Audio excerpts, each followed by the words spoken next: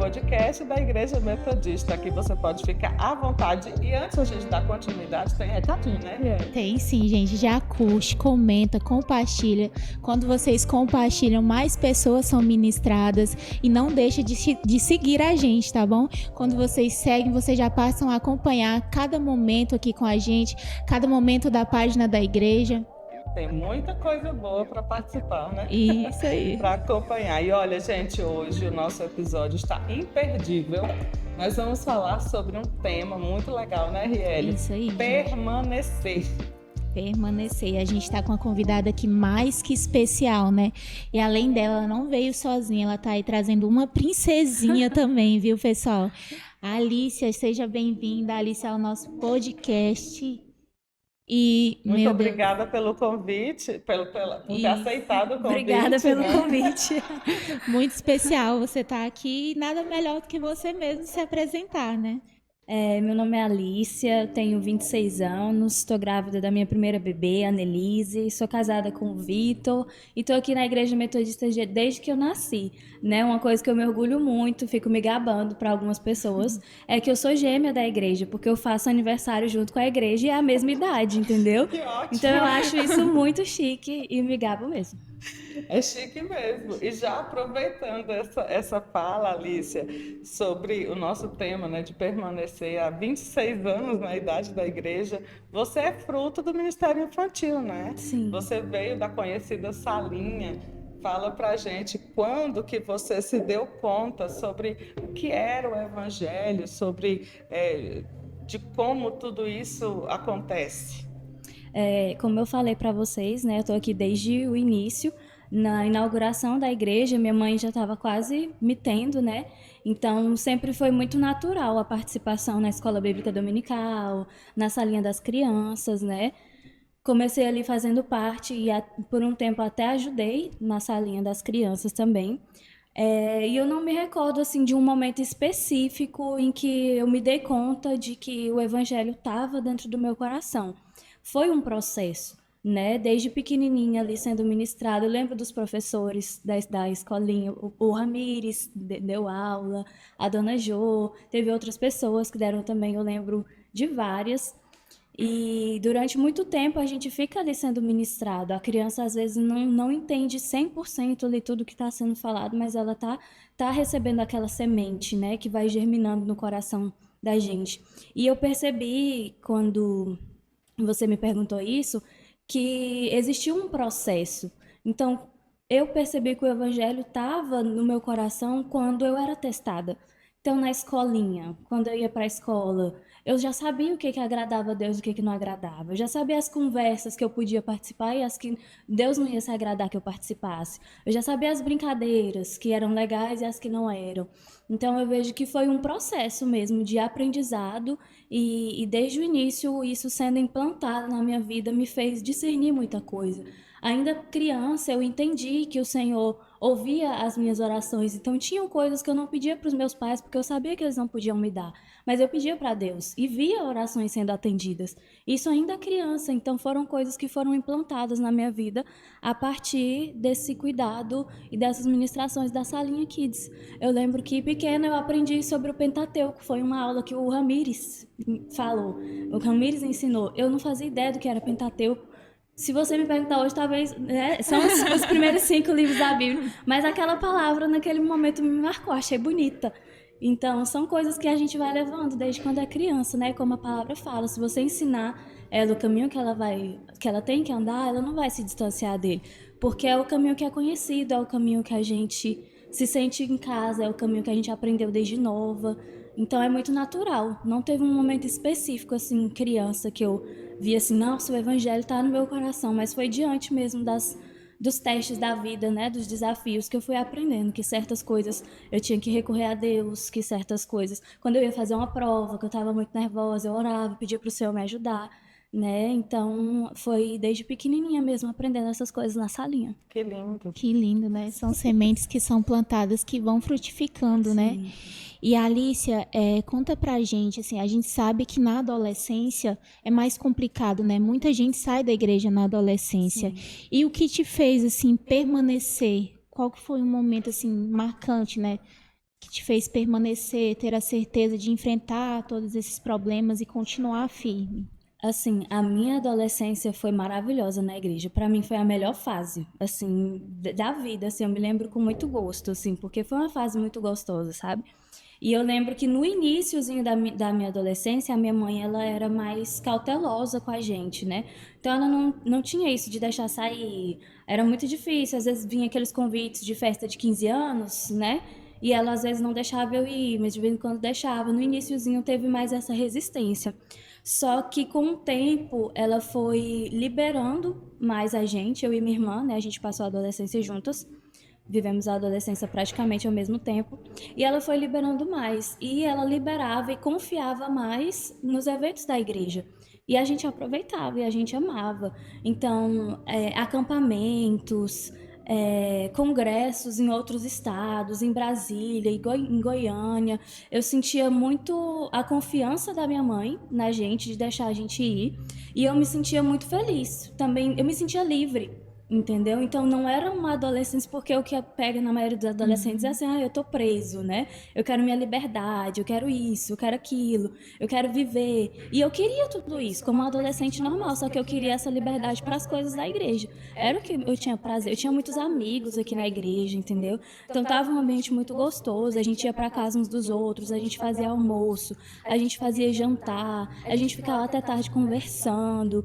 E muitas dessas amizades chegaram na igreja depois que eu já estava, e eu pude vê-las saindo do mundo, entrando na igreja e testemunhando assim, isso aqui é muito bom, isso aqui é muito legal, eu vivi isso lá atrás, eu vivi isso lá fora, eu vivi aquilo lá fora, e isso aqui é muito melhor. E eu ficava, eu acredito.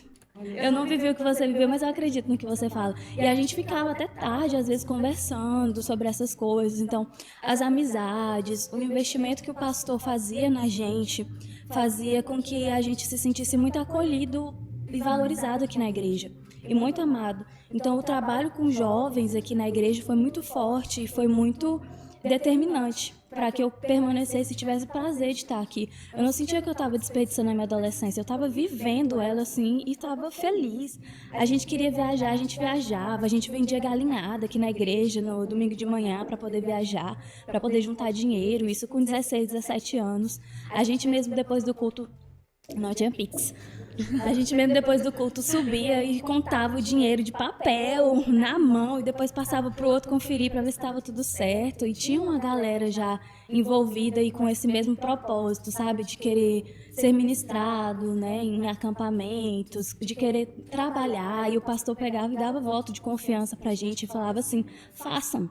Né? Vocês querem, vocês têm meu apoio, façam. Vocês querem ir para congressos lá fora, vão. A gente apoia vocês, vende coisa aqui na igreja. E uma coisa que o pastor fazia muito também era reunir com a gente aqui um grupinho, porque não tinham tantos jovens assim, aqui na quarta-feira à tarde. Então a gente saía da escola e vinha para a igreja e ele comprava enroladinho de salsicha para nós, Coca-Cola, botava a gente no altar e falava assim, toca alguma coisa, canta em alguma coisa. E cada um ficava em um instrumento, em alguma coisa ali, se dedicando uma tarde, né, à igreja, ao Senhor, e o próprio pastor presente o tempo todo, entendeu? Então a gente se sentia muito valorizado, muito cuidado, muito bem acompanhado. E para mim foi a melhor fase. A minha adolescência aqui na igreja foi muito boa. Que ótimo. Alice, quando você fala assim de criança e adolescente, fica muito claro de que você já sabia qual era a sua identidade em Cristo, né? Sim. Uma criança que você falou, ia para a escola, mas eu já sabia qual era o papo que eu podia estar, a conversinha que eu podia estar. Então, é interessante essa construção, né? Desde a infância. Para ter esse continuar com esses pés firmados no Senhor, depois de grande, né? Existe todo um contexto, né? E é muito bom mesmo, porque eu me sinto muito privilegiada.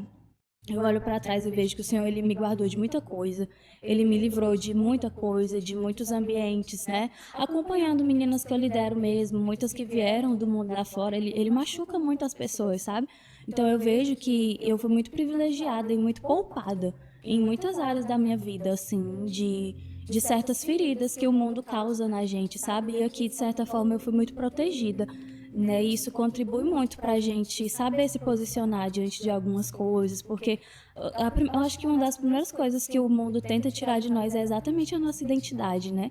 e confundia a cabeça da gente. Então, essa proteção que eu tive durante a infância e a adolescência contribuiu bastante para eu não ter muito.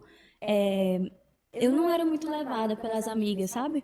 Ah, fica com fulano, vamos ali. Eu não tinha isso, eu não tinha vontade. Meu prazer não estava nessas coisas, sabe? Então, eu não me sentia inferior a elas por não querer e também não me sentia superior por não estar vivendo o que elas queriam viver. Eu simplesmente sabia que não era aquilo para mim e estava tudo E bem. era completo, né? Sim. Você falando aí que você hoje acompanha, né, algumas meninas, e daí a gente entra nesse assunto, né? Esse acompanhamento, o discipulado.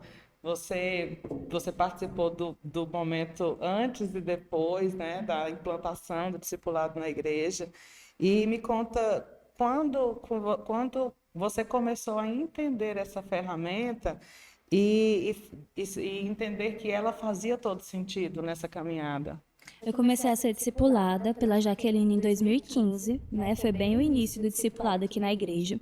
A gente até tinha pouca referência, assim, era uma coisa nova. E eu acho que não era novo somente para a igreja, eu acho que até num âmbito maior, assim, não era uma coisa muito comum entre as igrejas evangélicas, o discipulado. Pelo menos eu não tinha visto, assim, uma igreja ainda que tinha o discipulado implantado e caminhava nessa visão, né? Então, no início, foi uma coisa que não foi tão natural, porque quando é algo novo, a gente tende realmente a ficar um pouco mais assim, estranhar, né? Mas eu entendi que eu sozinha não ia conseguir, né? Não ia conseguir lidar com as dificuldades, que eu precisava de alguém, que era bom ter alguém. Tive minhas dificuldades com a Jaque, eu falava para ela, eu não sei se eu confio tanto assim em você. A Jaque aguentou muita coisa, minha líder maravilhosa. Mas eu entendi que precisava, é necessário. Eu vi mais como uma ferramenta que eu necessitava do que assim, é legal, vamos fazer, o discipulado é maravilhoso, o Só para discipulado é cumprir uma incrível. tabela, né? Eu via mais como um desafio e uma necessidade, não foi aquela coisa assim, nossa, eu super quero que tenha uma pessoa que saiba os meus pecados, porque é mais difícil do que você ficar entre você e Deus ali, né? Mas eu entendi como uma necessidade e como um princípio também, né? O discipulado é bíblico. Olha aí. Olha, e Alicia, você falando aí, né, das dificuldades que você passou, né? A gente sabe que a caminhada, às vezes, ela traz umas dificuldades a mais, mas em algum momento você já chegou a pensar em desistir de algo, né? E como você foi fortalecida, né? Como você lidou com essa dificuldade, com esse pensamento, se você já... Eu acho que é muito difícil, talvez até impossível, a gente passar pela vida ilesa de tudo, né? Sem nenhuma frustração, sem nenhuma decepção. Eu acho que isso é muito complicado. E viver dentro da igreja também tem os seus desafios, tem as suas frustrações. A gente lida com pessoas, todos nós somos falhos, né? Eu falei com muita gente, falei já com a minha liderança em alguns momentos, e lidar com o fato de ter falhado em alguns momentos para mim é muito complicado. Eu tenho mais facilidade de perdoar uma pessoa que falha comigo do que aceitar que eu estou falhando com alguém. Eu tenho mais dificuldade nesse sentido. Né? E alguns dos desafios que eu vivi foram relacionados a isso. Pensar assim, meu Deus, acho que eu estou fazendo tudo errado. Acho que não vai dar certo. Acho que não é assim. Como é que eu faço, né? Como é que eu mudo? Como é que eu melhoro? E eu precisei passar por muito tratamento de caráter, né? Precisei ser moldada em muitas áreas da minha vida. Precisei que o Senhor tomasse o meu coração e tratasse o meu coração em muitas coisas, porque o discipulado é isso, né? Você não vive o discipulado realmente se você mascara algumas coisas, então muita coisa vem à tona, e às vezes é até ruim a gente olhar para as coisas ruins que a gente tem, né, e reconhecer e pedir ajuda. Então já teve momentos sim que eu pensei, que passou pela minha cabeça, né? O desânimo, né?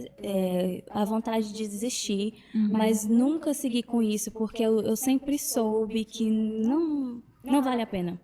Entendeu? Eu sempre coloquei na balança. Eu sempre fui uma pessoa que pensei demais, penso demais. Então, antes de tomar qualquer decisão importante, eu penso muito. E todas as vezes que eu coloquei na balança, nunca jamais valeria a pena. Não vale. E o entendeu? discipulado fortalece muito a gente, né? Muito. Fortalece muito, porque às vezes a gente tá com os pensamentos que não são nem nossos, né? Muitos ataques, e aí a gente acaba, né, precisando de ter uma pessoa para estar nos acompanhando e nos direcionando, né? Olha aí, Alicia, e você falando sobre esse processo, e aí como foi que essa garotinha, essa adolescente, passou pelo processo do envio para a liderança? Quando que a liderança chegou para você e tiveram dificuldades? O que te motivou a dizer, não, eu vou enfrentar e vou pegar e vou fazer? O que me motivou mais foi a Jaque, né? Ela foi essencial para eu tomar uma liderança, porque eu não me via nesse papel. Eu não tinha. Eu tinha muito forte o sentimento de incapacidade, eu era muito tímida, tinha muita vergonha, era muito travada para ministrar, tinha muita dificuldade de cuidar de pessoas. Então eu não sei o que a Jaque viu, não sei se foi a necessidade do momento, mas no início foi muito desafiador, porque eu demorei muito a me ver como uma líder, a me ver como uma pessoa capacitada para cuidar de outras, para ajudar outras pessoas, né? E eu entendia que era uma responsabilidade muito grande. Então, inicialmente, a minha vontade era fugir dessa responsabilidade, né?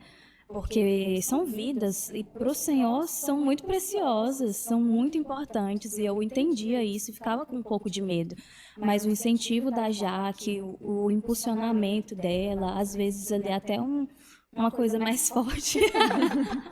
Você vai, sim. Você vai, sim, Vai. exatamente. Foram essenciais assim para eu abrir a minha célula, e eu abri em 2018. Né? Foi muito desafiador. Depois que a parte mais difícil do início da célula passou, a Jaque me falou assim: meu Deus, eu não sei como esse negócio foi pra frente, eu não sei como deu certo. Eu tava aqui te apoiando, mas por dentro eu tava, meu Deus, coitada dessa menina, tá dando tudo errado.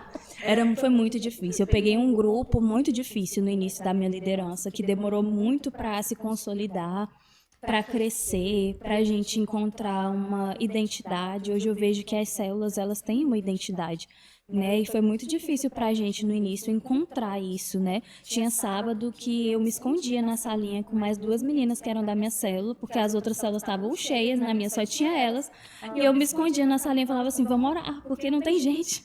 Todas foram embora. Então, assim que multiplicou, muita gente saiu da minha célula. E isso para mim foi um baque muito grande. Eu fiquei assim, meu Deus, o que eu tô fazendo? Que essas pessoas, em vez de permanecerem, estão querendo ir embora.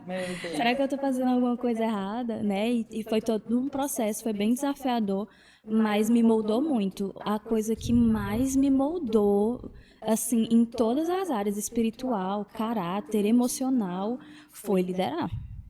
A liderança, né? E de uma pessoa que não se sentia tão capaz, né, para uma pessoa que já multiplicou 2 vezes, né, Alice? Amém, glória a Deus. E Alice, como que você enfrentou esses momentos mais difíceis, né, na cela? Como que foi passar por tudo isso? Eu aprendi que às vezes a gente precisa olhar para o lugar certo. Porque, assim, ao mesmo tempo que tinha muita gente saindo da minha liderança, que tinha muita gente, de certa forma, abandonando ali a célula, tinham duas meninas que não saíam do meu lado de jeito nenhum. Então, eu olhava para elas, eu ficava assim, não, elas estão lá, entendeu? Pode não ir ninguém, mas essas duas meninas vão estar lá e elas me ajudam. Uma é meu braço direito, a outra é meu braço esquerdo. E uma hora esse negócio vai dar certo, né? Então, com o apoio delas, com o aconselhamento da Jaque, o acompanhamento da Jaque, era muito difícil pensar em desistir, sabe? Eu acho que era mais difícil desistir do que ter fé que uma hora ia melhorar, que o Senhor estava preparando todas as coisas. E que testemunho isso hoje, né? Porque faz parte da sua caminhada de fé, né, Alice? Do que o Senhor tratou com você por meio daquelas pessoas. E eu quero já aproveitar para te perguntar a respeito de testemunho. Imagino que você, durante essa caminhada, já tenha vivido muitos. Pode compartilhar algum com a gente, algum de que você pode se lembrar assim, e falar, nossa, isso foi marcante para mim. Sim. Quando o apóstolo Rogério veio aqui para o congresso Princípios do Reino, né? Ao longo de tantos anos de liderança, de discipulado, de vida ministerial, de vida na igreja, a gente realmente vê muita coisa e vive muita coisa. Mas quando o apóstolo Rogério veio e ministrou aqui no domingo à noite, foi no mês de outubro, eu acho, no mês de outubro de 2024. Ele, na ministração dele do domingo à noite, eu tive uma experiência muito forte com o Senhor, que eu não sabia que eu precisava ter, mas eu entendi, enquanto eu estava sendo ministrada, que eu precisava daquele momento, que foi uma cura muito forte nas minhas emoções. Estava tendo apelo, né? Só que já desde o início da palavra eu chorava muito, porque o Espírito Santo estava mexendo muito comigo, estava falando muito ao meu coração e ele estava trazendo até uma inquietação. E aí, quando começou o apelo, nem precisou ele falar muita coisa para eu já me derramar, para eu já me colocar na presença de Deus. E naquele momento eu senti um toque muito forte do Senhor que eu nunca tinha sentido daquela forma antes. E eu sentia ele mexendo dentro do meu coração mesmo, como se ele estivesse colocando a mão e ele estava tratando as minhas emoções. E eu sentia isso muito claramente. Eu não sabia o que estava acontecendo, eu não sabia por que ele estava fazendo isso, eu não sabia que eu precisava disso, mas eu sentia. E desde então, eu me sinto uma pessoa emocionalmente diferente para lidar com tudo na vida. Tem os desafios, tem as dificuldades, mas nunca mais as minhas emoções foram da mesma forma desde aquele domingo. Nunca mais. Foi muito forte, foi muito claro para mim. Eu estou tocando, estou tratando as suas emoções. As suas emoções precisam disso hoje e eu estou fazendo e nunca mais vai ser da mesma forma. E desde então não foi mesmo. É uma coisa que eu não consigo explicar direito. Eu não sei se vocês vão entender. Mas para mim foi muito claro, muito, muito claro, foi muito nítido, foi muito forte e impactante, assim, de uma forma que eu nunca mais senti, assim, daquele jeito. E foi mesmo um tratamento do Senhor, assim. E eu sabia, até hoje eu acho, eu não sei se ele quer me usar nessa área, se ele quer, o que ele quer fazer nesse sentido, mas foram nas minhas emoções. Ele tratou e ele mexeu e ele falou pra mim que era cura nas minhas emoções que ele estava Ai, fazendo. que coisa Que linda. lindo, né? Eu já comecei a chorar, né? Diga-se de passagem. Hoje nós temos duas choronas aqui, viu, gente? Eu tô sensível também ultimamente. Se eu ver alguém chorando, eu choro. E Alice, hoje a igreja ela tem crescido bastante, né? Não só com pessoas, mas também, né, com novas vidas sendo geradas, sendo formadas, né? E como que você vê, qual que é a sua expectativa hoje até para a sua princesa que está chegando aí, né? Qual que é a sua visão? Ai, o meu sonho é que ela viva, assim, o que eu vivi, sabe? Eu quero que ela encontre na igreja um acolhimento, que ela encontre na igreja o Senhor, né? Que ela seja feliz, assim como eu fui de passar a minha infância e a minha adolescência aqui. É muito bom olhar para os bancos da igreja e lembrar que eu corria e passava por debaixo deles e lembro das músicas que o Ministério de Louvor cantava e tocava. Assim, a igreja para mim é minha casa, assim, meu Deus.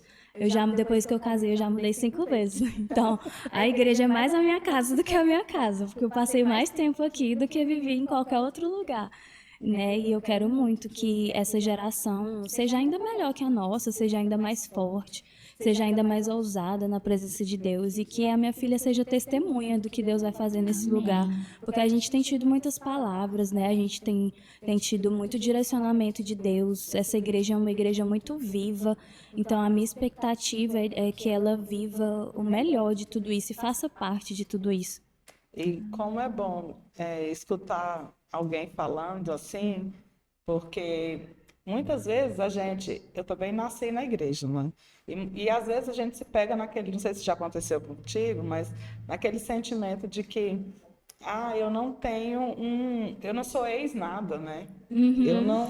Eu não tenho um testemunho impactante para contar, Não porque sou ex-macumbeira. eu nunca tive lá, eu não sei contar das coisas de lá. E aí, de um tempo para cá, que o Senhor começou a colocar isso no meu coração, e te ver falar me fez lembrar disso de novo. Que privilégio, né, Alicia?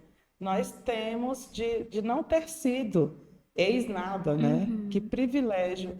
E que os nossos filhos sigam, né? Porque é É privilégio, o nome é privilégio. Eu converso privilégio. isso muito com a minha irmã e a gente fala assim, tomara que eles tenham uma vida assim parecida com a nossa, ou melhor nesse sentido assim de fazer parte de um corpo tão saudável assim, né, que busca tanto a presença de Deus. A gente não é perfeito, mas esse lugar aqui é a nossa casa. É realmente esse sentimento assim, né, de morada mesmo e de eu tive muitos encontros com o Senhor aqui nesse lugar que marcaram todas as fases da minha vida. Eu conheci meu esposo aqui, né? A minha vida em muitas áreas ela foi forjada aqui nesse lugar, né? O Senhor abençoou e aprove a Ele me colocar aqui. E eu tenho certeza que se não fosse Ele, não seria desse jeito. Né? E eu me sinto muito privilegiada. E eu e a minha irmã fala, a gente não temos que orar, porque tem que ser desse jeito com os nossos Vai filhos. ser em nome de Jesus, e melhor, né? Amém. Alicia, durante essa caminhada, eu imagino que você tenha acompanhado, né? Muita gente que chegou, que não permaneceu, gente que abandonou a fé. E como, como é presenciar isso, né? Entender que nem todos vão ficar e que alguns vão partir, outros mudam de denominações, mas alguns abandonam a fé. E você consegue imaginar de como seria por um segundo a sua vida se caso você tivesse sido uma dessas pessoas que tivesse abandonado e deixado pelo caminho, seguido outro caminho que não fosse o do Senhor? Sim, assim, uma palavra que define muito, e eu vi muita gente que eu amava muito se distanciar e sair da igreja, é que é doloroso. É doloroso, assim, a todas as vezes eu sentia muita tristeza, assim, muita dor, e fico muito mal. Até hoje não é uma coisa assim que eu lido com tranquilidade, né? Para mim é uma dor. É um Perder sentimento de perda, alguém é muito literalmente. doloroso. Eu não gosto. Eu faço de tudo. Eu fico assim, meu Deus, o que o Senhor quer que eu faça para que essa pessoa não vá, para que essa pessoa não saia?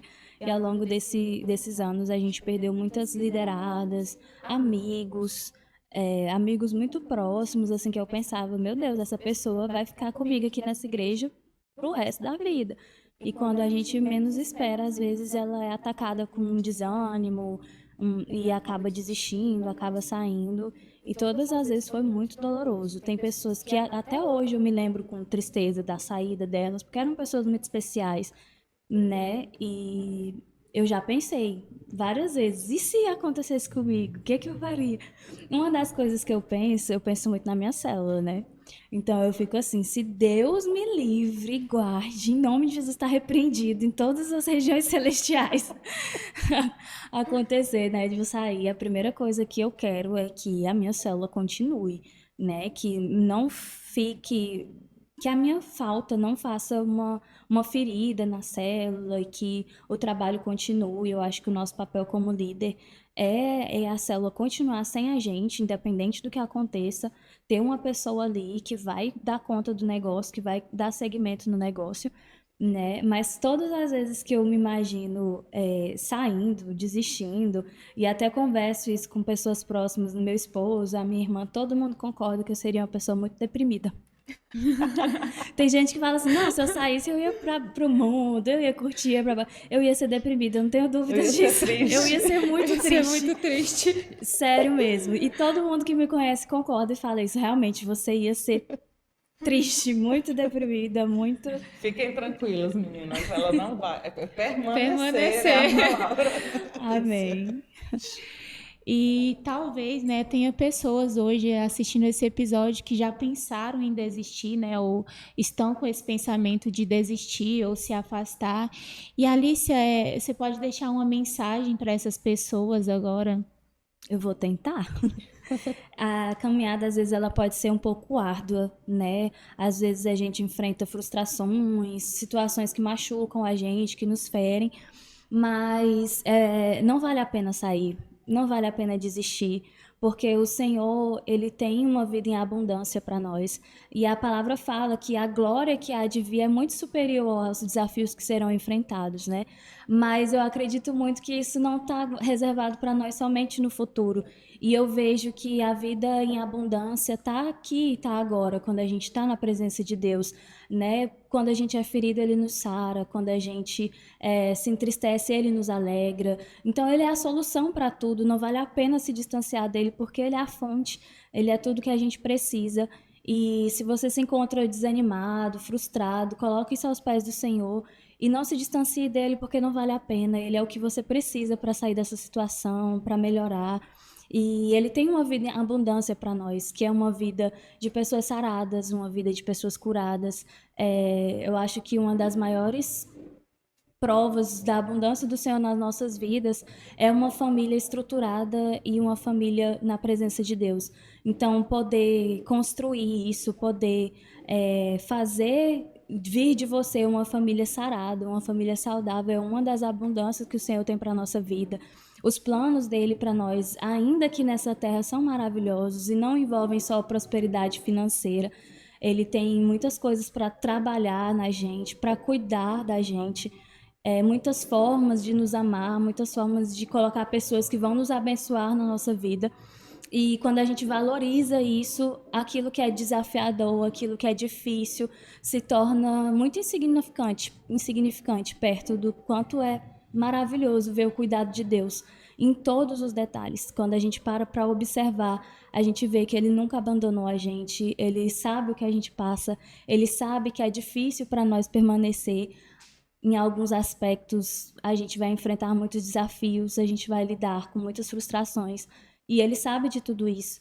E algumas coisas são necessárias, mas Ele cuida de nós o tempo todo. Amém. O tempo todo. Ai, que coisa linda. Eu quero chorar, não tô entendendo. Alicia, que lindo te ouvir falar. Amém. Obrigada mesmo por ter vindo, por ter batido esse papo com a gente. Foi rico demais. Amém. Obrigada.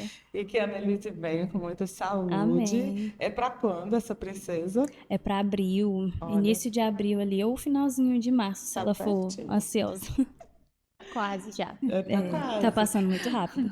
E a gente vai receber a Annelise aqui com muito amor para que ela também permaneça. Amém. Em nome de Jesus. Amém.